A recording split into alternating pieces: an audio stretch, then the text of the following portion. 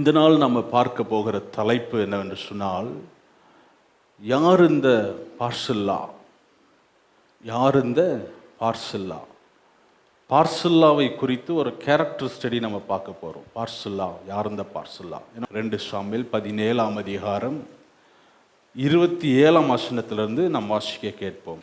தாவீது மக்னாயிமில் சேர்ந்தபோது அம்மோன் புத்திரரின் தேசத்து ரப் பட்டணத்தானாகிய சோபி என்னும் நாகாசின் குமாரனும் லோதேபார் ஊரானான அம்மியேலின் குமாரன் மாகீரும் ரோகிலிம் ஊரானும் கீலேயாத்தினுமாகிய பர்சிலாவும் மெத்தைகளையும் களங்களையும் மண்பாண்டங்களையும் கோதுமையையும் வார்கோதுமையையும் மாவையும் வறுத்த பயற்றையும் பெரும் பயற்றையும் சிறு பயற்றையும் வறுத்த சிறு பயற்றையும் தேனையும் வெண்ணையையும் ஆடுகளையும் பால் கட்டிகளையும் தாவீதுக்கும் அவனோடிருந்த ஜனங்களுக்கும் சாப்பிடுகிறதற்கு கொண்டு வந்தார்கள். அந்த ஜனங்கள் வனாந்தரத்திலே பசியும் இளைப்பும் தவணமுமாயிருப்பார்கள் என்று இப்படி செய்தார்கள். தாவீதும் அவனோடு கூட இருந்த ஜனங்களும் வனாந்தரத்திலே பசியும் தவிப்புமாய் இருப்பார்கள் என்று இப்படி செய்தார்கள். இன்றைக்கு நம்ம பார்க்க போகிற நபர் யார் என்று சொன்னால் பர்சில்லா, ஆங்கிலத்தில் Barzillai. Who is this Barzillai? யார் இந்த பர்சில்லா என்று பார்த்தோம் என்று சொன்னால், பின்னணியை அறிந்திருந்தால் இந்த பர்சில்லாவுடைய கேரக்டர் ஸ்டடி நமக்கு அர்த்தமுள்ளதாக இருக்கும். It will be a very meaningful for us. தாவீது அப்சலோமுக்கு பயந்து அவன் எருசலேமை விட்டு ஓடி போகிறார். அப்சலோம் யார் என்று சொன்னால், தன்னுடைய சொந்த மகன் தாவீதுக்கு விரோதமாய் எழும்புகிறார். தாவீதுக்கு விரோதமாய் சொந்த மகன் எழும்பி தாவீதினுடைய சிங்காசனத்தை பிடித்து கொள்ளும்படியாய் விரும்புகிறார். 2 சாமுவேல் 15ஆம் அதிகாரத்திலே அந்த காரியங்கள் எல்லாம் நீங்க பார்க்க முடியும். 2ஆம் வசனத்தை வாசிங்க. மேலும் அப்சலோம் காலைதோறும் எழுந்திருந்து பட்டணத்து வாசலுக்கு போகிற வழி ஓரத்திலே நின்று கொண்டு எவனாகிலும் தனக்கு இருக்கிற வழக்கு முகாந்தரமாய் ராஜாவினிடத்தில் நியாயத்திற்காக போகும்போது அவனை அழைத்து நீ எந்த ஊரான் என்று கேட்பான். அவன் உமது அடியான் இஸ்ரவேல் கோத்திரங்களில் ஒன்று கடுத்த இன்ன ஊரான் என்றால், அப்பொழுது அப்சலோம் அவனை நோக்கி, இதோ உன் காரியம் நேர்மையும் நியாயமுமாயிருக்கிறது, ஆனாலும் ராஜாவினிடத்திலே உன் காரியத்தை விசாரிப்பார் ஒருவரும் இல்லை என்பான். ராஜாவினிடத்தில் உன் காரியத்தை விசாரிப்பார் ஒருவரும் இல்லை அப்படின்னு சொல்லி ஜனங்க கிட்ட தாவீது ராஜாவை குறித்து அவதூறு சொல்லி கெட்ட விஷயங்களை பரப்பி ராஜாவுக்கு கெட்ட பெயரை உண்டாக்கி, அப்படியே வசனத்தை வாசிங்கன்னா 5ஆம் வசனத்தை வாசிங்க. எவனாகிலும் ஒருவன் அவனை வணங்க வரும்பொழுது அவன் தன் கையை நீட்டி அவனை தழுவி முத்தம் செய்வான். 6ஆம் வசனத்தில் சொல்லப்படுகிறது, இந்த பிரகாரமாக அப்சலோம் ராஜாவினிடத்தில் நியாயத்திற்காக வரும் இஸ்ரவேலருக்கு எல்லாருக்கும் செய்து இஸ்ரவேல் மனுஷருடைய இருதயத்தை கவர்ந்து கொண்டான். இஸ்ரவேல் ஜனங்களுடைய இருதயத்தை அவன் கவர்ந்து கொண்டான். அந்த தேசத்தில் இருக்க எல்லா ஜனங்களினுடைய இருதயத்தையும் அவன் கவர்ந்து கொண்டான்.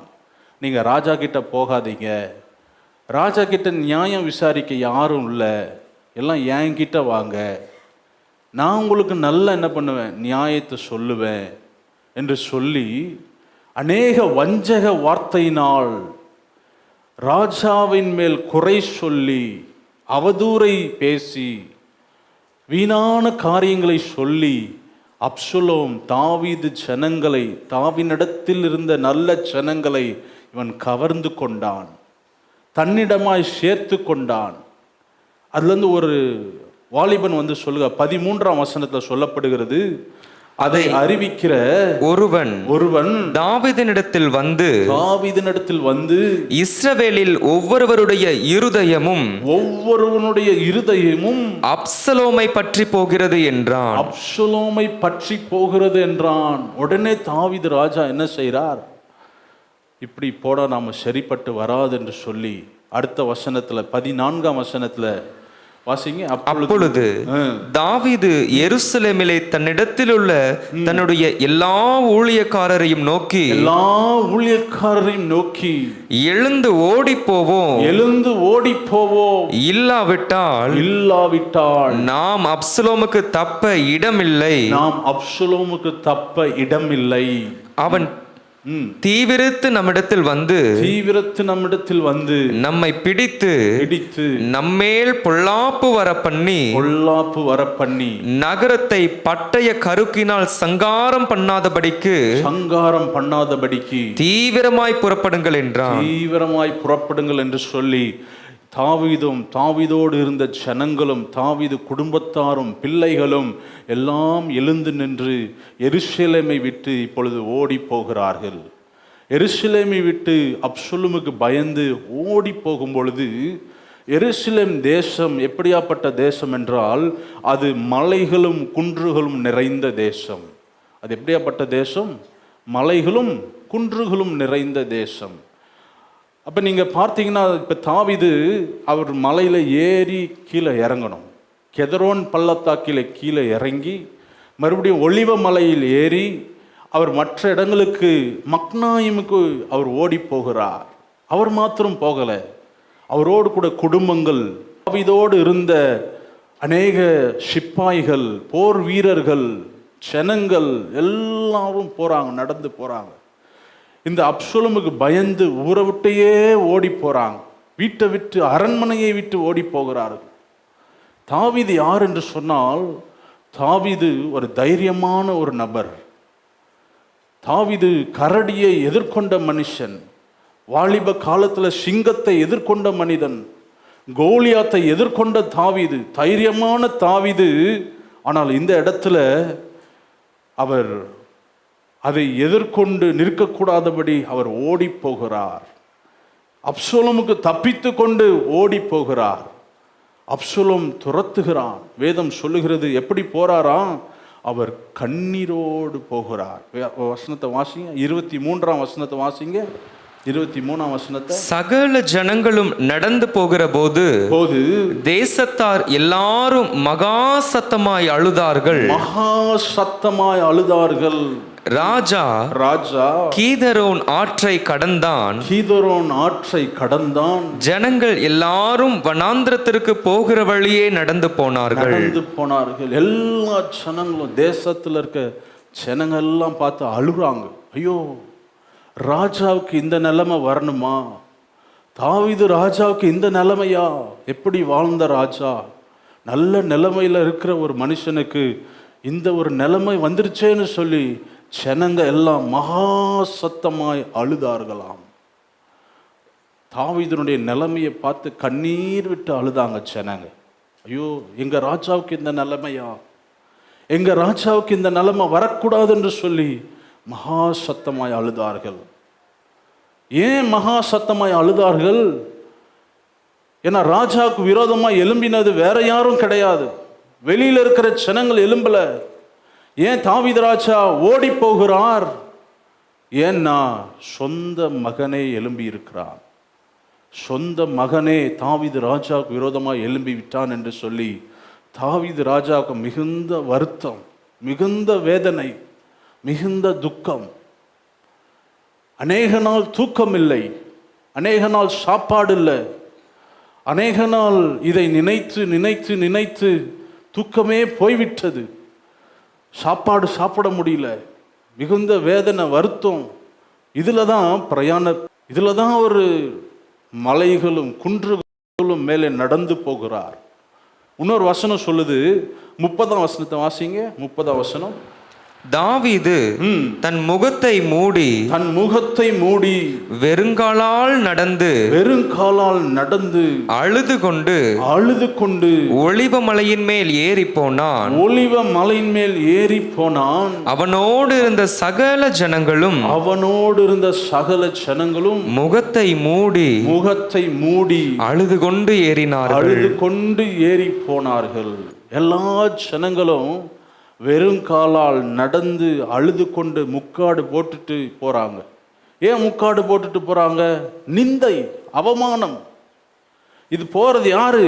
சாதாரண மனிதன் அல்ல. இது நாட்டை விட்டு போறது யாரு? It's not an ordinary man.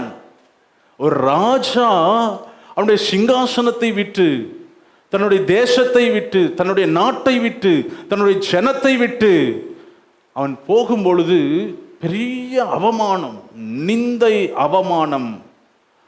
ஜனங்கள் எல்லாம் என்ன பண்றாங்க? முக்காடு போட்டுட்டு அழுது கொண்டே போகிறார்கள். அழுது கொண்டே ராஜாவோடு சேர்ந்து போகிறார்கள். அதான் சங்கீதம் 3ஆம் சங்கீதம் 4ஆம் சங்கீதம் இதை குறித்து சொல்லப்படுகிறது. சங்கீதம் 3:4 அந்த 3ஆம் சங்கீதத்துல டைட்டில் வாசிங்க. 3ஆம் சங்கீதம் டைட்டில் வாசிங்க.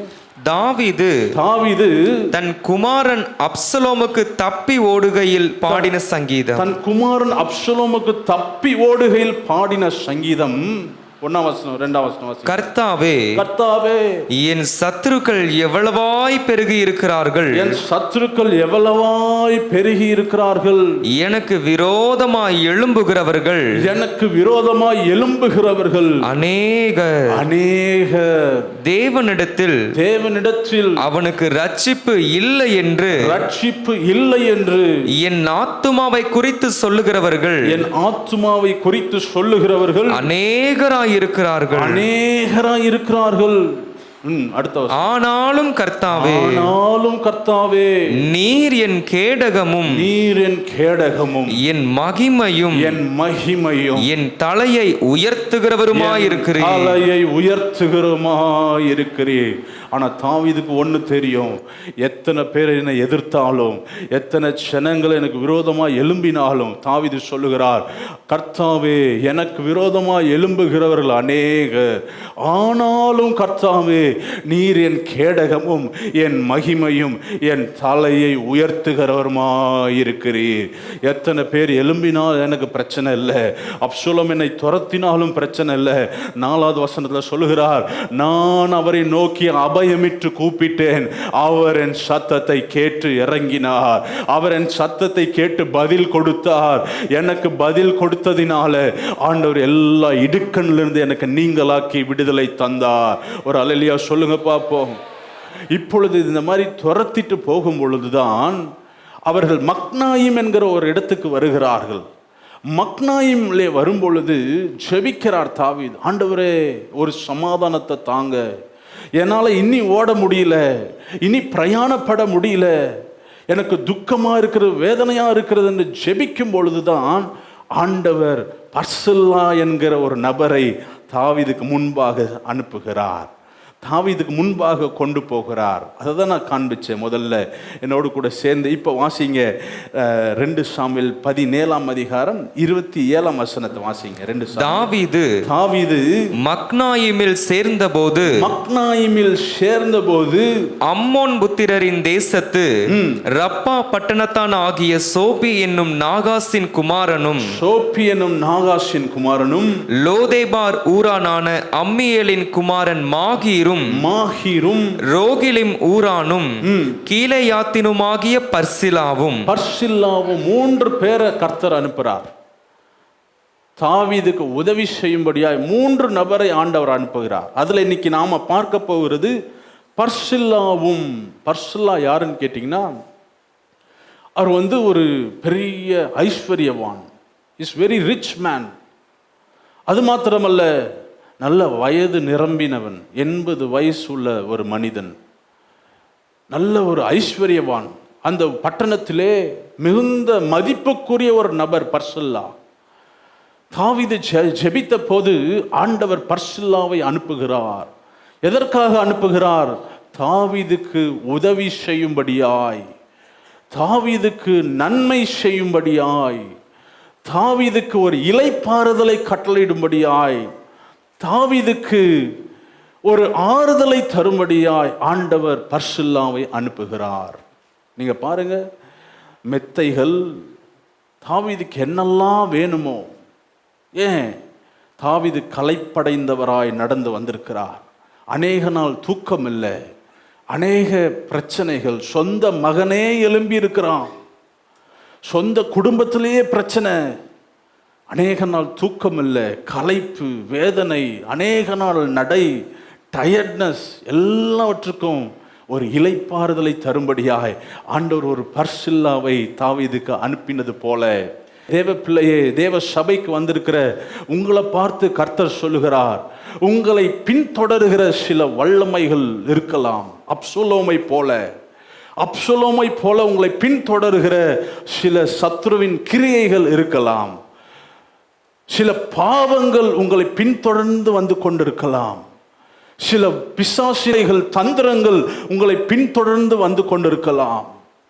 அதை பின்தொடராதபடி, அதிலிருந்து உங்களுக்கு ஒரு விடுதலை தரும்படியாய் இந்த நாளில் ஆண்டவர் சொல்கிறார், ஆண்டவர் உங்களுக்கு ஒரு பர்சில்லாவை அனுப்புகிறார்.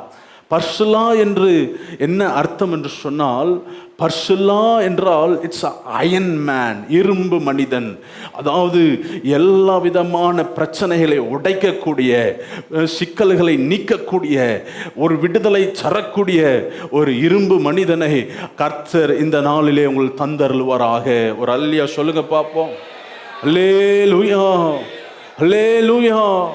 இந்த நாள் தேவ சமூகத்துக்கு வந்திருக்க தேவ பிள்ளையே, தாவீதுக்கு ஒரு பர்சில்லாவை அனுப்பினது போல இந்த நாளில் உங்களுக்கு ஒரு பர்சில்லாவை அனுப்புவாராக.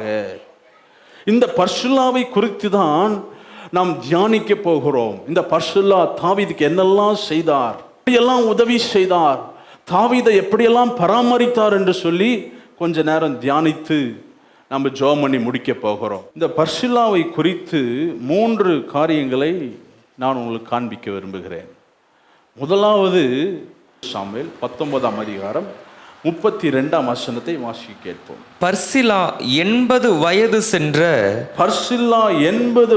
சென்ற கிழவனாயிருந்தான். ராஜா மக்னாயிமிலே தங்கி இருக்கும் மட்டும் அவனை பராமரித்து வந்தான். அவன் மகா பெரிய மனுஷனாயிருந்தான். ஒரு அல்லேலூயா சொல்லலாமா? முதலாவது குறிப்பு, பர்சில்லா ராஜாவை பராமரித்து வந்தான். நல்லா கவனிங்க, இந்த பர்சில்லா நான் சொன்னது போல மகா பெரிய மனிதனா இருந்தான். வயது சென்ற ஒரு மனிதன், நிறைய அனுபவம் வாய்ந்த ஒரு மனிதன். பர்சில்லா மிகவும் பெரிய மனிதன் மாத்திரமல்ல, அவன் மிகவும் ஐஸ்வர்யவானா இருந்தான். வேத பண்டிதர்கள் சொல்லுகிறார்கள், அங்கே வந்த 3 பேரில் பர்சில்லா மீதி 2 பேரையும் அழைத்து மற்ற எல்லா பொருட்களையும், தாவீதுக்கு தேவையான அனைத்தையும் கொண்டு வந்தது யாருன்னா பர்சில்லா. இந்த பர்சில்லா மிகவும் ஐஸ்வர்யவானா இருந்தான். அவனுக்கு நல்ல அந்தஸ்து இருந்தது, நல்ல பெயர் புகழ் இருந்தது. தாவீது மக்னாயிம் இருந்த நாள் மட்டும் தாவீது ராஜாவை பராமரித்தான். இந்த பர்சில்லாவை குறித்து தியானிக்கும் போது மிகுந்த ஆச்சரியமா இருந்தது எனக்கு. ஏன் சொல்றேன்னா, ஆண்டவர் அதே போலதான் அநேகர்களுக்கு நல்ல வசதி வாய்ப்பை கொடுத்திருக்கிறார், நல்ல ஞானத்தை கொடுத்திருக்கிறார், சிலரை ஆசீர்வதித்திருக்கிறார், சிலருக்கு நல்ல தாளந்துகளை கொடுத்திருக்கிறார், சிலருக்கு விசேஷித்த கிருபைகளை கொடுத்திருக்கிறார். எனக்கு ஒன்றும் இல்லைன்னு நீங்கள் யாரும் சொல்லவே முடியாது. அநேகருக்கு அநேக தாளந்துகளை ஆண்டவர் கொடுத்திருக்கிறார். சிலரை குறிப்பாக ஆசீர்வதித்திருக்கிறார். ஒன்றுமில்லாமல் வந்தோம், வெறுமையில் வந்தோம், வியாதியில் வறுமையில் வந்தோம். ஆனால் இப்போ அப்படி இல்லை. இப்போ சபையை கர்த்தர் ஆசீர்வதித்திருக்கிறார், படிப்படியாக தேவ பிள்ளைகளை உயர்த்தி இருக்கிறார், நிலைமையை மாற்றி இருக்கிறார், விடுதலை தந்திருக்கிறார். இந்த நிலைமையிலே அவருடைய ஆசீர்வாதங்களை வைத்து, உங்களுடைய தாளந்துகளை வைத்து, உங்களுடைய ஞானத்தை வைத்து, உங்களுடைய செல்வத்தை வைத்து, உங்களுக்கு இருக்கிற உங்களுடைய காரியங்களை வைத்து நீங்க ஆண்டவருக்காக என்ன செய்து கொண்டிருக்கிறீர்கள்? ஆண்டவருக்காக என்ன செய்திருக்கிறீங்க? அதான் கேள்வி. இந்த நாளில் ஆண்டவர் உங்களை பார்த்து கேட்கிறார். பர்சில்லா மக்னாயிமில் இருந்த வரைக்கும் தாவீது ராஜாவை பராமரித்தது போல பர்சில்லா தன்னுடைய செல்வத்தை வைத்து, ஆசீர்வாதத்தை வைத்து, இவனுடைய புகழை வைத்து, அந்தஸ்தை வைத்து ராஜாவை பராமரித்தது போல உங்களுடைய ஆசீர்வாதங்களை வைத்து, உங்களுடைய தாளந்தை வைத்து, ஆண்டவர் உங்களுக்கு கொடுத்திருக்கிற நன்மையை வைத்து நீங்க என்ன செய்திருக்கிறீங்க? ஆண்டவருக்காக என்ன செய்திருக்கிறீங்க? What you are doing? நீங்க என்ன செய்திருக்கிறீங்க? ஆவியானவர் பாரப்படுகிறார். அநேகர் ஒன்றும் செய்யலை. அநேகர் ஆண்டவர் கொடுத்திருக்கிற நன்மைகளை வைத்து ஆண்டவருக்காக எதையும் செய்யவில்லை. ஆண்டவர் வேதனைப்படுகிறார். சூழ்நிலைகளை குறித்து ஆண்டவர் வேதனைப்படுகிறார். வந்திருக்கிற தேவ பிள்ளைகளே, உங்கள் கைகளில் இருக்கிற ஆசீர்வாதங்களை வைத்து நீங்க என்ன செய்றீங்க? ஆண்டவருக்காக என்ன செய்திருக்கிறீங்க? யோசித்து பாருங்க. வாரத்தில் 168 மணி நேரம் இருக்கிறது. அந்த 168 மணி நேரத்தில் சில பேர், சில குடும்பங்கள், சில வாலிபர்கள் வெறும் 2 மணி நேரம் 3 மணி நேரம் தான் சபைக்கு வருகிறோம். நாம் சும்மா கையை கட்டிட்டு உக்காந்துட்டு ஆண்டவரை துதிக்கிறதில்ல, ஸ்தோத்திரம் பண்ணுறதில்ல, ஆண்டவரை ஆராதிக்கிறதில்ல. ஏதோ கடமைக்கு வரோம், போயிடுறோம். ஏதோ வரோம், சும்மா உக்காந்துட்டு போயிடுறோம். வரலன்னா நமக்கு ஏதாவது நடந்துரும் என்று சொல்லி பயந்து வருகிறோம், போயிடுறோம். அப்படி அல்ல. ஆண்டவர் நம்பி சில பொறுப்புகளை உங்களிடத்தில் கொடுத்திருக்கிறார் என்று சொன்னால் அந்த பொறுப்பில் எப்படி இருக்கிறோம்? அந்த பொறுப்பில் உண்மையா இருக்கிறோமா? அந்த பொறுப்பில் கவனமா இருக்கிறோமா? வாரத்தில் 168 மணி நேரத்தில் வெறும் 2-3 மணி நேரம் தான் ஆண்டவர் தருகிறோம். மீதி வாரம் முழுவதும் நம்முடைய குடும்பத்துக்காகவும், வேலைக்காகவும், மற்ற காரியங்களுக்காக, உலகத்துக்காகவும் செலவிடுகிறோமே. எத்தனை வேதனைக்குரிய காரியங்கள் பாருங்க, எத்தனை வேதனைக்குரிய காரியங்கள். பவுல் சொல்லும்போது சொல்லுகிறார், அப்போஸ்தலனாகிய பவுல் பிலிப்பியர் எழுதின சபைக்கு சொல்லும்போது சொல்றார். எடுத்து வாசிங்க, பிலிப்பியர் 3ஆம் அதிகாரம் 11ஆம் வசனத்தை வாசிங்க. பிலிப்பியர் 3:11 வாசிங்க. அவருக்காக எல்லாவற்றையும் நஷ்டமென்று விட்டேன், குப்பையுமாக எண்ணுகிறேன். எல்லாவற்றையும் என்ன? எல்லாவற்றையும். இப்ப 7ஆம் வசனத்திலிருந்து வாசிங்க, 7-8 வாசிங்க. ஆகிலும் எனக்கு லாபமாயிருந்தவைகள் எவைகளோ, அவைகளை கிறிஸ்துவுக்காக, நல்ல கவனிக்கணும், எனக்கு லாபமானவைகளை, எனக்கு லாபமான அனைத்தையும் யாருக்காக? கிறிஸ்துவுக்காக நஷ்டம் என்று கருதுகிறேன். எனக்கு லாபமான அனைத்தையும் கிறிஸ்துவுக்காக நஷ்டம் என்று கருதுகிறேன். அப்புறம் வாசிங்க, சொல்றாரு, அது மாத்திரமல்ல என் கர்த்தராகிய கிறிஸ்து இயேசுவை அறிகிற அறிவின் மேன்மைக்காக எல்லாவற்றையும் நஷ்டமென்று எண்ணிக்கொண்டிருக்கிறேன். நஷ்டம் என்று எண்ணுகிறேன். 11ஆம் வசனம் சொல்றார், குப்பையாக கருதுகிறேன். நஷ்டமும் குப்பையுமாயிருக்கிறது. லாபமான அனைத்தையும் நஷ்டம் என்று, குப்பை என்று கருதுகிறேன் சொல்றார். நம்ம என்ன நினைக்கிறோம்? வேலைக்கு போய் சம்பாதிச்சிடலாம், வேலைக்கு போய் நம்முடைய நிலைமைகள் மாறிடும் என்று சொல்லி 6 நாள் ஓடுகிறோம். வேலை வேலை வேலை. அப்ப நம்ம ஆண்டவர் கொடுக்கிற ஆசீர்வாதங்கள், நன்மைகள், செழிப்புகள், பெயர், புகழ்ச்சி, ஞானம், கிருபைகள் எல்லாவற்றையும் வைத்து நாம் என்ன செய்கிறோம்? பர்சில்லா ராஜாவை பராமரித்தான். பர்சில்லா தாவீது மக்னாயீமில் இருக்கிற வரைக்கும் ராஜாவுக்கு உதவியாக இருந்தான், ராஜாவை பராமரித்தான்.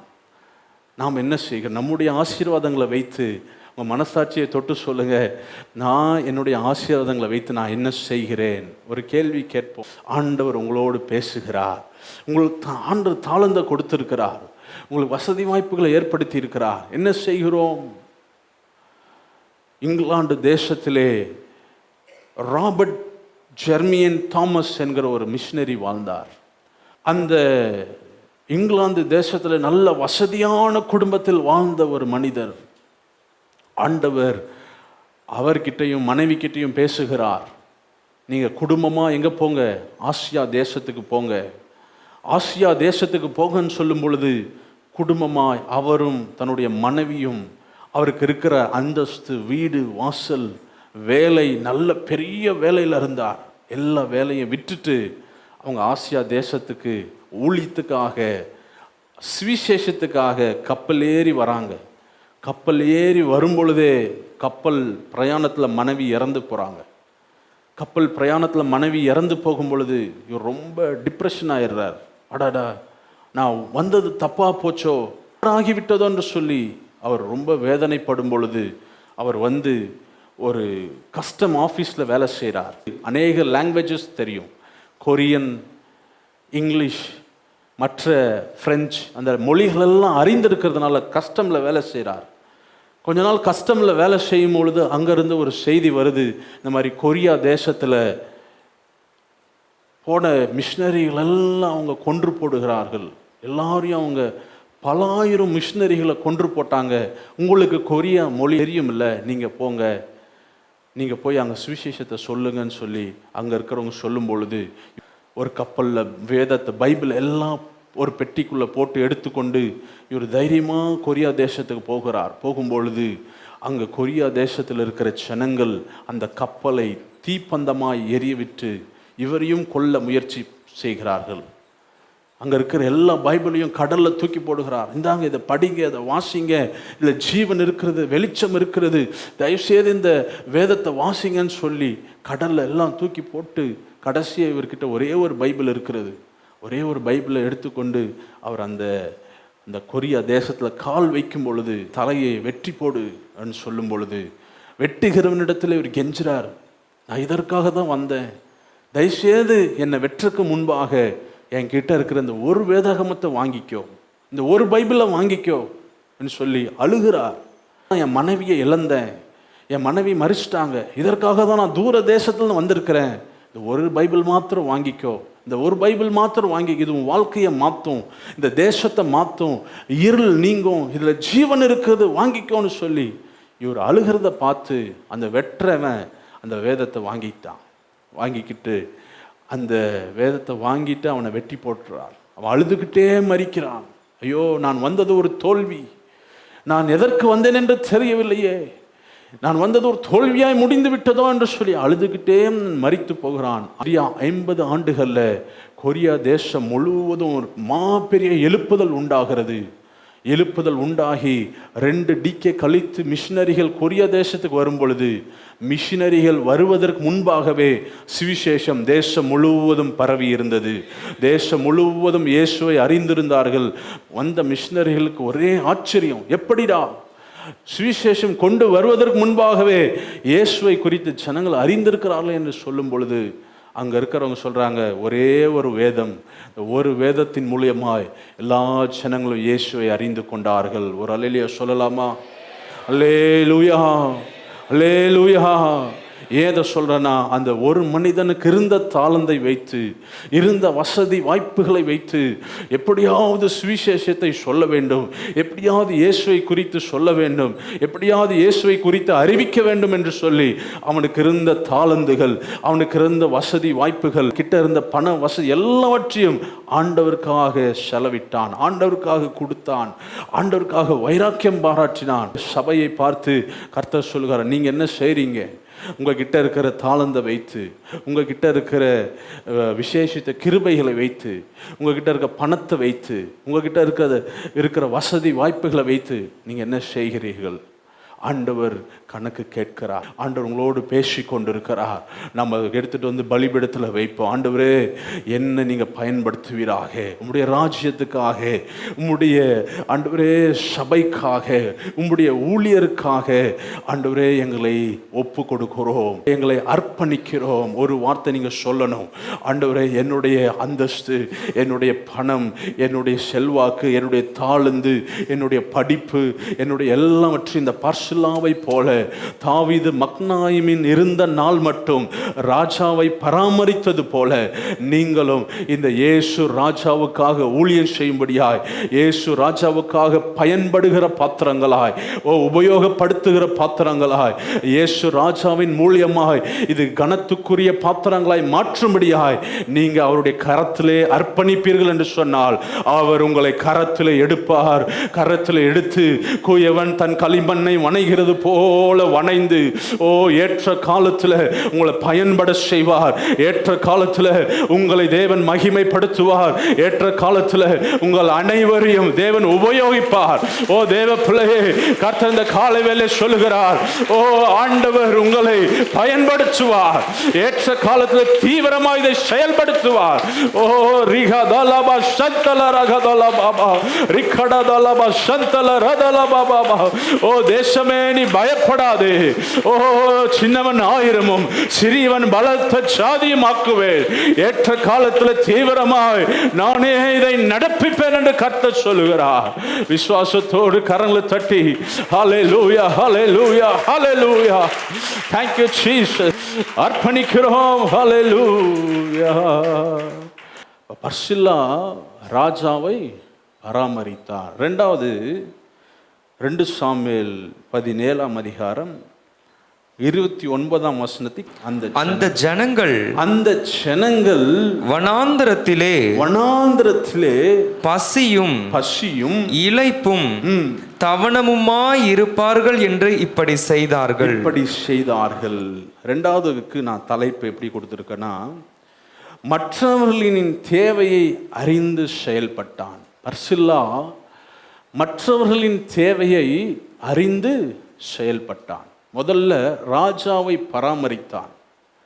இரண்டாவது மற்றவர்களின் தேவையை அறிந்து செயல்பட்டான் பர்சில்லா. ஏன்? அந்த ஜனங்கள் வனாந்தரத்திலே பசியும் இளைப்பும் தவனுமாய் இருப்பார்கள் என்று இப்படி செய்தார்கள். பர்சில்லா, ஐயோ, ராஜா கூட வருகிற ஜனங்கள் பசியில் இருப்பாங்க, ராஜா நிறைய நாள் தூங்கலை, ரொம்ப தூரம் நடந்து வந்திருக்கிறார் ராஜா, மிகுந்த வேதனை துக்கம், அழுது கொண்டே வருகிறார். ஏன்னா அப்சலோம் சொந்த மகன். ஏற்கனவே ராஜா வீட்டில் 2 மரணம் உண்டாயிருந்தது. ராஜா அம்னோன் மரித்து விட்டான், அப்சலோம் அம்னோனை கொன்று விட்டான். அது ஒரு பெரிய துக்கம். பத்சபால் இடத்தில் பெற்ற சிறு குழந்தை ஆண்டவர் தண்டித்து அந்த குழந்தையும் இறந்து விட்டது. ஒரு பெரிய துக்கம் ராஜாவுக்கு. இப்பொழுது அப்சலோமும் இருக்கிறான். அதனால அப்சலோமுக்கு ராஜா சொல்றாரு, யோவாபை பார்த்து 18ஆம் அதிகாரம் 5ஆம் வசனத்தை வாசிங்க. யோவாபை ராஜா யோவாபையும் அபிசாயையும் ஈத்தாயையும் நோக்கி பிள்ளையாண்டானாகிய அப்சலோமை என் நிமித்தம் மெதுவாய் நடப்பியுங்கள் என்று கட்டளையிட்டான். இப்படி ராஜா அப்சலோமை குறித்து அதிபதிகளுக்கெல்லாம் கட்டளையிட்டதை ஜனங்கள் எல்லாரும் கேட்டிருந்தார்கள். ஏன் அப்படி சொல்றாரு? என் நிமித்தமாய் அவனை மெதுவாய் நடத்துங்கள். ஏன்னா ஏற்கனவே 2 பேர் இறந்துட்டாங்க. இவனை கொன்றாதீங்கப்பா, இவனை கொன்றாதீங்க, அவன் உயிரோடு இருக்கட்டும், அவனை மெதுவாக நடத்துங்க, பாவம் என் பையன், என்ன இருந்தாலும் என் பையன் அப்படின்னு சொல்லி ராஜா அப்சலோமுக்கு மிகுந்த வேதனைப்படுகிறார், துக்கம், வேதனை, கண்ணீர். அநேக நேரத்தில் பிரச்சனை வெளியிலிருந்து வரும்போது சமாளிச்சிடலாம், ஆனால் பிரச்சனை குடும்பத்திலிருந்து வரும்போது ரொம்ப கஷ்டம். பிரச்சனை உள்ளிருந்து எழும்பும்போது ரொம்ப கஷ்டம். நம்ம கிட்ட சாப்பிட்டவர்கள் துரோகம் பண்ணும் பொழுது, நம்ம கிட்ட இருக்கிறவங்க எதிராக எறும்பும் பொழுது, கூட நல்ல பழகினவன் எதிர்த்து நிற்கும் பொழுது ரொம்ப வேதனை, ரொம்ப கஷ்டம். அந்த மாதிரி நேரத்தில் பர்சில்லா ராஜாவுக்கு உதவியாக இருக்கும்படி பாருங்க, அந்த ஜனங்கள் வனாந்தரத்திலே பசியும் இளைப்பும் தவணுமா இருப்பார்கள் என்று இப்படி செய்தான். என்ன செய்தான்? 28ஆம் வசனத்தை வாசிங்க. என்ன செய்தான்? மெத்தைகளையும் களங்களையும் கலங்களையும் மண்பாண்டங்களையும் கோதுமையையும் வார்கோதுமையையும் மாவையும் வறுத்த பயற்றையும் பெரும் பயற்றையும் சிறு பயற்றையும் வறுத்த சிறு பயற்றையும் தேனையும் வெண்ணையையும் ஆடுகளையும் பால் கட்டிகளையும் தாவீதுக்கும் அவனோடு இருந்த ஜனங்களுக்கும் சாப்பிடுகிறதற்கு கொண்டு வந்தார்கள். எல்லாவற்றையும் தாராளமாய் ஏராளமாய் ஆண்டவர் நமக்கு கொடுத்திருக்கிற பெரிய கட்டளை என்னவென்று சொன்னால், முதலாவது என்ன நேசிப்பா, அடுத்தது என்ன பண்ணு, உன்னுடைய சகோதரனை நேசி. ஆண்டவர் சொல்றார், first you love me, then you love your neighbours. நீ என்ன எப்படி நேசிக்கிறையோ அதே போல உன்னுடைய சகோதரனை நீ நேசி. நாம் நம்மை நேசிக்கிறது போல நம்முடைய சகோதரரை நேசிக்கிறோமா? ஒரு சபையில் இருக்கிறோம், ஒரு சபையாய் இருக்கிறோம். சபை என்பது ஒரு சரீரம். நாம் எல்லாரும் வெவ்வேறு அவயங்களாக இருக்கிறோம். தலையாய் கிறிஸ்து இருக்கிறார். தலையாய் கிறிஸ்து இருக்கும்பொழுது, வெவ்வேறு அவயங்களாக இருக்கும் பொழுது, ஒரு அவயம் பாதிக்கப்படும் பொழுது இன்னொரு அவயம் என்ன பண்ணணும்? உதவி செய்கிறதா இருக்கணும். இன்னொரு அவயம் போய் தாங்குகிறதா இருக்கணும். இந்த பர்சில்லா தாவீது பாதிக்கப்பட்ட போது தாவீதுக்கு போய் உதவி செய்கிற மனிதனாக இருந்தான். நாம் எப்படி இருக்கிறோம் யோசித்து பாருங்க. நாம் மற்றவர்களை விசாரிக்கிறோமா? மற்றவர்களுக்கு உதவி செய்கிறோமா? அவர்களை குறித்து ஜெபம் பண்ணுறோமா? நம்முடைய தேசத்தை பாருங்க, நீங்கள் இருக்கிற இடங்களை பாருங்க. ஒரு நாளைக்கு 7200 பேர் 3 வேளை சாப்பாடு இல்லாமல் மரித்து போகிறார்கள். அதில் 4500 பேர் சிறு பிள்ளைகள். நம் தேசத்துக்காய், நம்ம வாழ்கிற பட்டணத்துக்காய் நாம் என்ன செய்கிறோம்? ஆண்டவர் நம்மிடத்துல கணக்கு கேட்பார். நமக்கு ஆண்டவர் 3 வேளை சாப்பாடு கொடுத்திருக்கிறார், நல்ல துணிமணிகளை கொடுத்திருக்கிறார், நல்ல ஆசீர்வாதத்தை தந்திருக்கிறார். எதற்காக என்று சொன்னால், நாம் மற்றவர்களை பார்க்கும்படியாய், மற்றவர்களுக்கு உதவிக்கரத்தை நீட்டும்படியாய். இந்த பர்சில்லா மற்றவர்களின் தேவையை அறிந்து செயல்பட்டான். இந்த பர்சில்லா 1 ராஜாக்கள் 2ஆம் அதிகாரம் 7ஆம் வசனத்தை வாசிங்க. 1 ராஜாக்கள் 2:7. கீலேயாத்தியனான பர்சிலாயின் குமாரருக்கு தயை செய்வாயாக, அவர்கள் உன் பந்தியிலே சாப்பிடுகிறவர்களுடன் இருப்பார்களாக.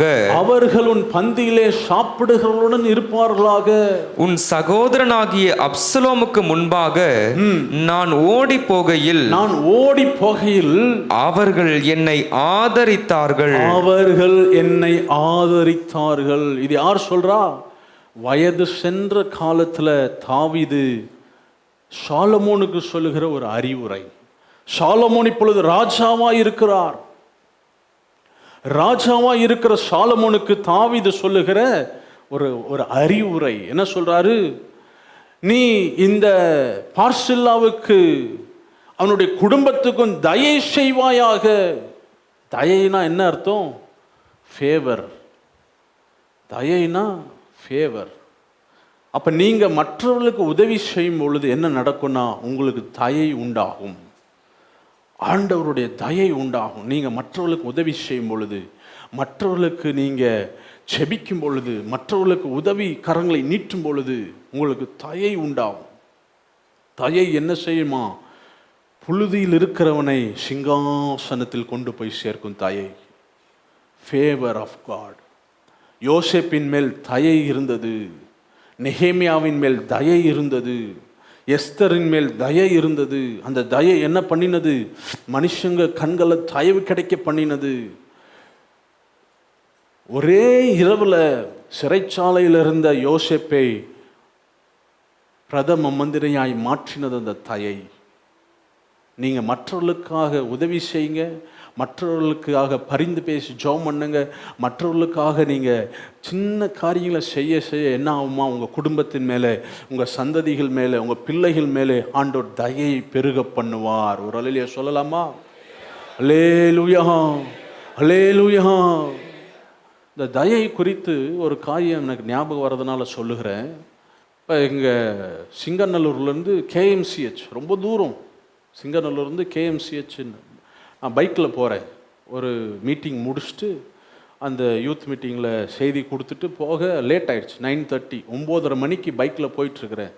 பைக்கில் போய் ஹாஸ்பிட்டல் சேர்ந்த உடனே பைக்கில் பார்க் பண்ணிவிட்டு போய் ஹாஸ்பிட்டலில் அந்த நபரை பார்த்து ஜெபம் பண்ணணும். போய் ஹாஸ்பிட்டலில் போய் நிற்கிறேன். அவங்க சொல்கிறாங்க, இனி யாரையும் பார்க்க உள்ள அனுமதி கிடையாது, விசிட்டிங் டைம்லாம் முடிஞ்சது, இனி பார்க்க முடியாது.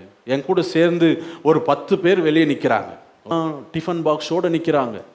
சாப்பாடு, டிஃபன் பாக்ஸு, போர்வை எல்லாம் எடுத்துகிட்டு வந்திருக்கிறாங்க. 10 பேருக்கும் அலோடு இல்லை, உள்ளே போக முடியாதுன்னு சொல்லிட்டாங்க.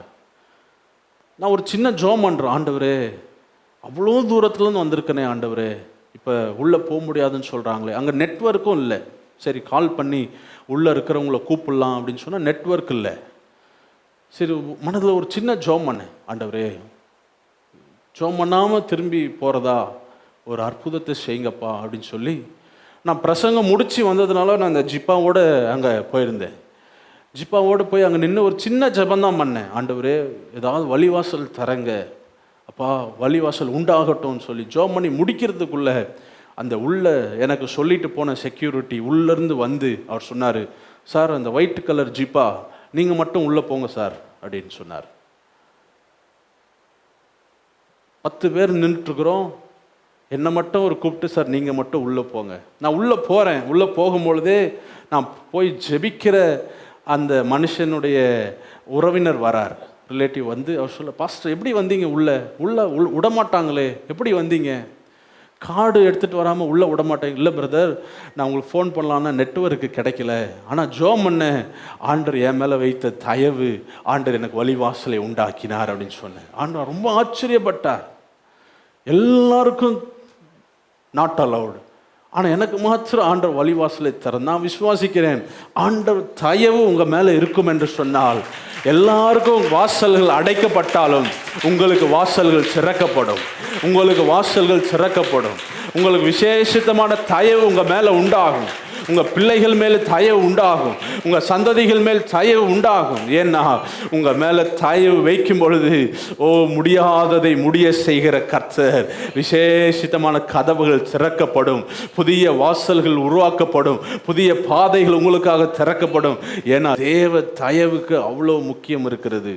அவ்வளோ ஆசீர்வாதம் தேவ தயவுல வைத்திருக்கிறார் கர்த்தர். அப்போ மற்றவர்களுக்காக நீங்கள் வாழும் பொழுது ஆண்டவர் உங்கள் மேலே தயவு வைக்கிறார். இந்த பர்சுலா சந்ததியாய் ஆசீர்வதித்தார். சாலமோனுக்கு தாவீது சொல்கிறாரு, இந்த மனுஷன் தயவு பண்ணு, இவர்கள் உன்னுடைய சமூகத்திலே போஜனம் புசிப்பார்களாக, ராஜாவுடைய அரண்மனையிலே இவர்களை வைத்து நீ பராமரி சொல்லி அறிவுரை சொல்லுகிறார். ஏன்னா இந்த பர்சுலா மற்றவர்களுடைய தேவையை அறிந்து செயல்பட்ட ஒரு மனிதன். அநேக நேரத்தில் நாம் என்ன செய்கிறோம், நான் மட்டும் வாழ்ந்தால் போதும். நிறைய நேரத்தில் எனக்கு, என் பிள்ளைகளுக்கு, என் குடும்பம், நான் செட்டில் ஆனால் போதும், நான் நல்லா இருந்தால் போதும். தேவ பிள்ளைகளை ஒரு நாளும் அப்படி நினைக்காதீங்க, ஒரு நாளும் அப்படி எண்ணாதீங்க. நீங்கள் நல்லா ஜெபம் பண்ணணும், ஆண்டவரே நான் மாத்திரம் இல்லைப்பா, என்னுடைய குடும்பம் மாத்திரம் இல்லை, நான் வாழ்கிற இந்த பட்டணம், என்னோட சபை, என்னுடைய ஜனங்கள். அதான் எஸ்தர் சொல்கிறாரு. எஸ்தர் 4ஆம் அதிகாரத்தை திருப்புங்க. எஸ்தர் 4ஆம் அதிகாரத்தில் மொர்தெகாய் எஸ்தரை குறித்து சொல்லும்போது சொல்ல 14ஆம் வசனத்தை வாசிங்க. 4:14 வாசிங்க. நீ இந்த காலத்திலே மௌனமாயிருந்தால் யூதருக்கு சகாயமும்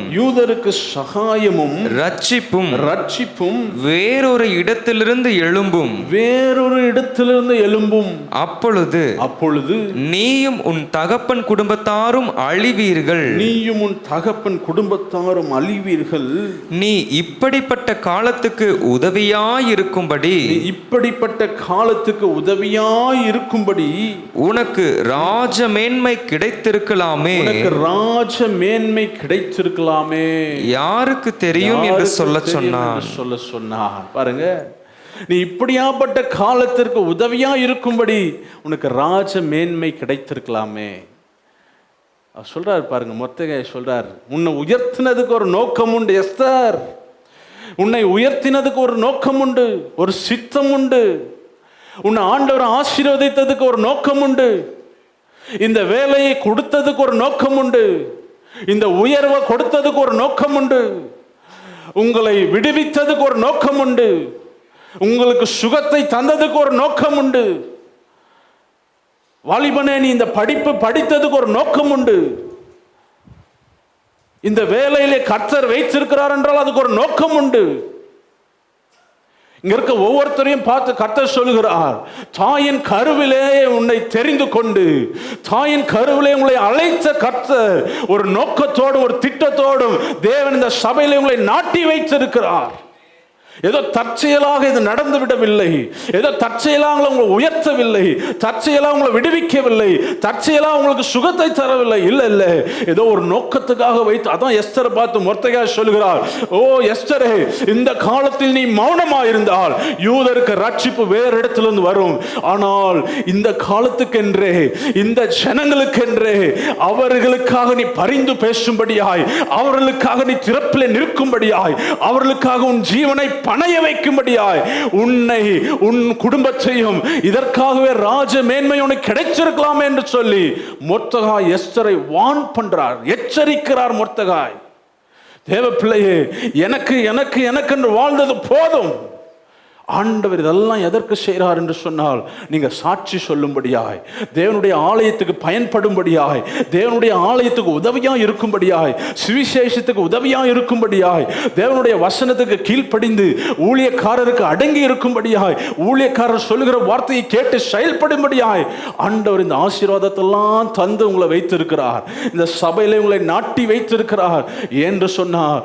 மற்றவர்களுக்கு நீங்கள் ஆசீர்வாதமாக இருக்கணும்னு சொல்லி, மற்றவர்கள் தேவை நீங்க பார்க்கணும், அவர்கள் மேல மனதுருக்கம் வரணும், அவர்களை தாங்கணும், அவர்களுக்காக ஜெபிக்க வேண்டும் என்று சொல்லி ஆண்டவர் இம்மட்டுமாய் உங்களை வைத்திருக்கிறார். ஒரு அல்லேலூயா சொல்லுங்க பாப்போம்.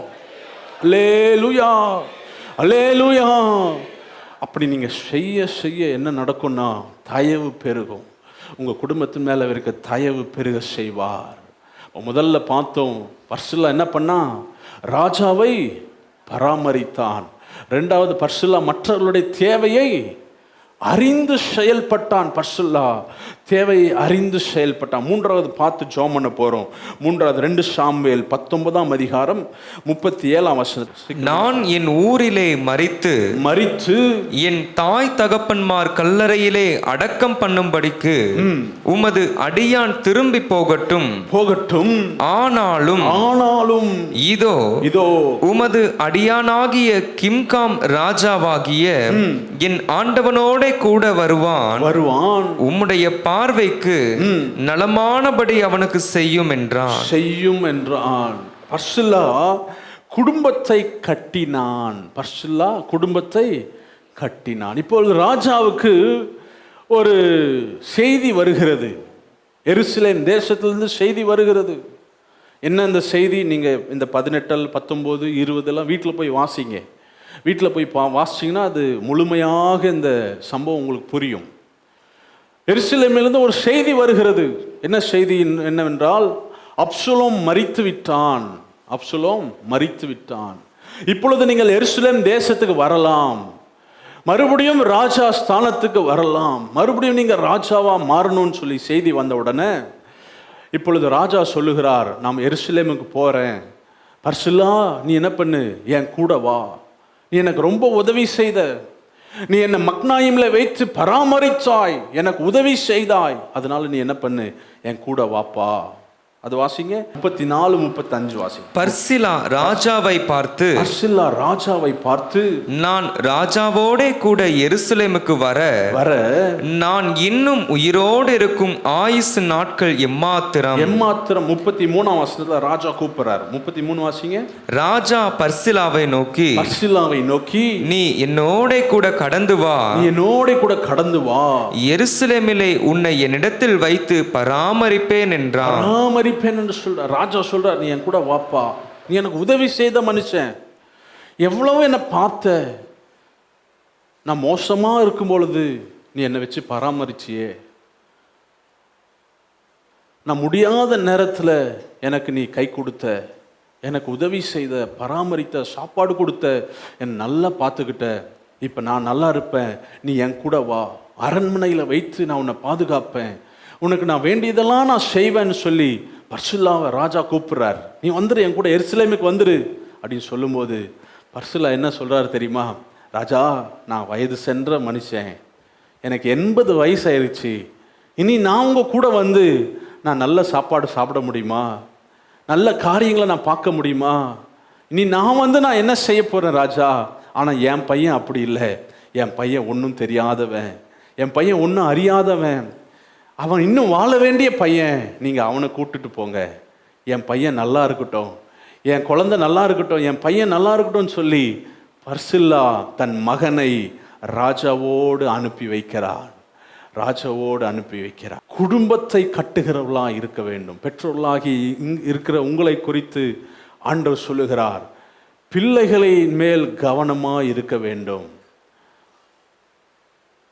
தகப்பனும் தாயும் பிள்ளைகளுக்கு சாட்சிகளாக இருக்க வேண்டும். பர்சில்லா அவர் யோசிக்கிறார், நான் நல்லா இல்லாவிட்டாலும் என் பிள்ளைகள் நல்லா இருக்க வேண்டும் என்று சொல்லி நினைத்தான் பர்சில்லா. உங்க பிள்ளைகளை குறித்து நீங்க தான் உத்தரவாதம் சொல்ல வேண்டும். உங்க பிள்ளைகளை குறித்து நீங்க தான் உத்தரவாதம்.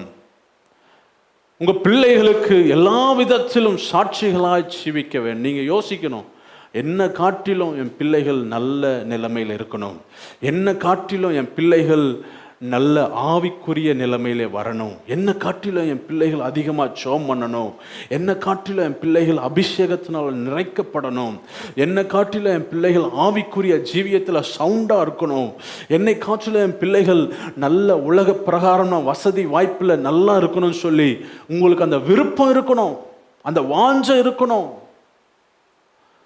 அநேகர் அப்பா அம்மா பாருங்க, பிள்ளைகளை கண்டுக்கிறதே இல்லை.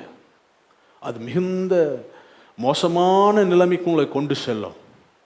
ஒரு நாள் அப்படி பண்ணாதீங்க. உங்கள் பிள்ளைகளை கண்ணும் கருத்துமாக பாருங்க, என்ன செய்கிறாங்க, என்ன பண்ணுறாங்க, நீங்கள் கவனிங்க. பர்சில்லா பாருங்க, நான் போகல ராஜாவே, என்னை கூப்பிட்டுட்டு போக கட்டியும் என் மகனை கிம்காமை கூப்பிட்டுட்டு போங்க, அவன் நல்லா இருக்கட்டும், அவன் நல்லா வாழட்டும். அந்த நிலைமை ஒவ்வொரு பெற்றோர்களுக்கும் வரணும். என் குழந்தைகள், என் பிள்ளைகள் ஆண்டவருக்குள்ள நல்ல நிலைமையில் வளரணும். அதற்கு யார் உத்தரவாதம்? பெற்றோர்கள். நீங்கள் தான். நீங்கள் நல்ல பாட்டு பாடி ஜெபம் பண்ணிங்கன்னா பிள்ளைகள் தானாக ஜெபம் பண்ணுவாங்க, பாட்டு பாடுவாங்க. பிள்ளைகள் நல்லா இருக்கணும்னா பெற்றோர்களாகிய நாம் அவர்களுக்கு சாட்சிகளாய் மாற வேண்டும். பிள்ளைகள் நல்லா வரணும்னா, நான் இது ரொம்ப வேதனையோடு தான் சொல்கிறேன், அவங்க எதிர்காலம் நல்லா இருக்கணும்னா பெற்றோர்களாக ஆகிய நாம் சாட்சிகளாக வாழணும். நாம் உட்காந்து டிவி பார்த்துட்டு, படம் பார்த்துட்டு, மொபைலை பார்த்துட்டு பிள்ளைகள் சாட்சியாக வாழலைன்னு சொன்னால் தவறு நம்ம மேலே தான். நாம் தான் பதில் சொல்லணும். இந்த நாளில் பர்சில்லா நமக்கு நல்ல ஒரு உதாரணம். பர்சில்லா நல்ல ஒரு எடுத்துக்காட்டு. பர்சில்லா குடும்பத்தை கட்டினான், குடும்பத்தை பராமரித்தான், குடும்பம் மேலே கர்சனையாக இருந்தான். நிறைய பேர் பாருங்க, அவங்க குடும்பத்தின் மேலே ஒரு அன்பும் இருக்காது, மிஷின் மாதிரி இருப்பாங்க. வேலைக்கு போவாங்க வருவாங்க, வேலைக்கு போவாங்க வருவாங்க. அன்பு பாசமே இருக்காது. அப்படி அல்ல. கணவன்மார்கள் நீங்கள் என்ன பண்ணணும்? அன்பாக இருங்க, பிள்ளைகள் மேலே அன்பாக இருங்க, அவளை கவனிங்க, அவங்கள பொறுப்பிடுங்க, என்ன செய்கிறான்னு பாருங்க. தாய்மார்கள் நீங்கள் ஒரு வேதம் சொல்லுகிறது, குணசாலியான ஸ்திரீ கண்டுபிடிப்பவன் அவர்கள் முத்துக்களை பார்க்கிலும் விலையே. ஏன் குணசாலியான ஸ்திரீனா, ஸ்திரீகள் தான் குடும்பத்தை கட்டணும். இந்த பொதுவாக அந்த வயசானவங்க சொல்லுவாங்க பாருங்க, குடும்பம் கட்டுவதும் பெண்ணாலே அழிவதும். இப்போ நீங்கள் என்ன பண்ணணும்? நல்ல குடும்பத்தை கட்ட ஜோம் பண்ணணும், நல்ல ஜோம் பண்ணணும். எப்பவுமே சண்டை வாக்குவாதம், சண்டை வாக்குவாதம், சண்டை நோ. கூட கூட பேசி சண்டை போட்டே காலத்து கழிச்சிடாதீங்க. குடும்பத்தில் சமாதானம் வரணும்னா நீங்கள் 2 பேரும் சேர்ந்து பிள்ளைகளுக்கு முன்பாக செபிக்கிறவர்களாய் காணப்பட வேண்டும். நீங்கள் முழங்காலை முடக்க முடக்க எரேமியா 33:3 தீர்க்க தரிசனமாக கர்த்தர் சபைக்கு சொல்லுகிறார், நீ என்னை நோக்கி கூப்பிடு, அப்பொழுது நான் உனக்கு அறியாததுமான உனக்கு எட்டாததுமான பெரிய காரியத்தை உனக்கு நான் அறிவிப்பேன். அது ஆச்சரியமாக இருக்கும். நீ அறிந்திருக்க கூடாதபடி, நீ தெரிந்து கொள்ளாதபடி இருக்கிற பெரிய காரியங்களை உனக்கு நான் அறிவிப்பேன். இந்த வார்த்தையை கர்த்தர் சபைக்கு தீர்க்க தரிசனமாய் சொல்லுகிறார். நீ கர்த்தரை கூப்பிட கூப்பிட, அவரை நோக்கி பார்க்க பார்க்க, தேவ பிள்ளையே, உங்க பிள்ளைகளை பொறுப்பெடுப்பார், உங்க பிள்ளைகளை அவர் ஆளுகை செய்வார், உங்களை உங்க குடும்பத்தையும் அவர் பொறுப்பெடுத்து நடத்துவார். அதை எப்படி நடத்துவாராம்? முடிவு பரியந்தம் நடத்த உண்மையுள்ளவர், முடிவு பரியந்தம் அவர் குடும்பத்தை பராமரிப்பார். ஓ, சேதங்களிலிருந்து பாதுகாப்பார், விடுதலை தருவார், கடன் தொல்லையை மாற்றுவார், வியாதிகளை மாற்றுவார், விடுதலையை தந்து நடத்துவார். அவர் இன்றைக்கும் ஜீவன் உள்ளவர். நான் சொல்லுவேன், இயேசுவின் நாமத்தினாலே எல்லா கடன் தொல்லைகள் மாறும், இயேசுவின் நாமத்தினாலே விடுதலை உண்டாகும், இயேசுவின் நாமத்தினாலே எல்லா வியாதிகள் மாறும், இயேசுவின் நாமத்தினாலே. இந்த நாள் பர்சில்லாவுக்கு செய்த கர்த்தர் உங்களுக்கும் செய்ய வல்லவர். தாவீதுக்கு செய்த கர்த்தர் உங்களுக்கும் செய்ய வல்லவர். தாவீதுக்கு உதவினவர், பர்சில்லாவை கொண்டு வந்தவர், உங்களுக்கும் ஒரு பர்சில்லாவை கொண்டு வர உண்மை உள்ளவர். ஹல்லேலூயா.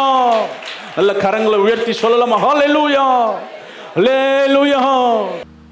3-4 சங்கீதத்தில் வீட்டில் போய் வாசிங்க. அவர் சொல்லும்போது சொல்லுகிறார், நான் இப்பொழுது மிகுந்த சமாதானத்தோடு நித்திரை செய்கிறேன். ஏன்னா ஆண்டவர் எல்லா இடுக்கண்ணிலிருந்தும் என்னை நீங்களாக்கி ரட்சித்தார், விடுவித்தார். ஒரு சமாதானத்தோடு தூங்குறார் தாவீது. இந்த ஒரு சமாதானத்தை குடும்பங்களுக்கு தந்து நடத்துவாராக என்று சொல்லி நான் ஜெபிக்க விரும்புகிறேன். வானத்தையும் பூமியும் படைத்து சர்வல்லமுள்ள பிதாவே, ஆண்டவரே, இந்த வார்த்தைகள் ஒன்றும் விழுந்து போகாதபடி 30, 60, 100 நல்ல நிலத்தில் விதைக்கப்பட்ட விதையை போல முளைச்சு ஓங்கி வளர கிருபை தாங்கப்பா. இங்கே வந்திருக்கிற ஒவ்வொரு குடும்பங்களையும், அந்த பிள்ளைகளையும், இங்கே இருக்கிற மூப்பர்ஸ், அந்த எல்டர்ஸ், மூப்பனார்கள் எல்லாரையும் பிதா குமாரன் பரிசுத்த ஆவி நாமத்தினாலே இவர்களை ஆசீர்வதிக்கிறேன். வந்திருக்க ஒவ்வொருத்தரையும் நீங்கள் ஆசீர்வதிப்பீராக. கர்த்தர் உன் எல்லா தீங்குக்கு விலக்கி காப்பார். கர்த்தர் உன் ஆத்துமாவை காப்பார். கர்த்தர் உன் போக்கையும் வரத்தையும் இது முதற்கொண்டு நன்றிக்கு காப்பார் என்று ஆசீர்வதிக்கிறோம். இயேசு மூலம் ஜெபிக்கிறோம் ஜீவனுள்ள நல்ல பிதாவே, ஆமென்.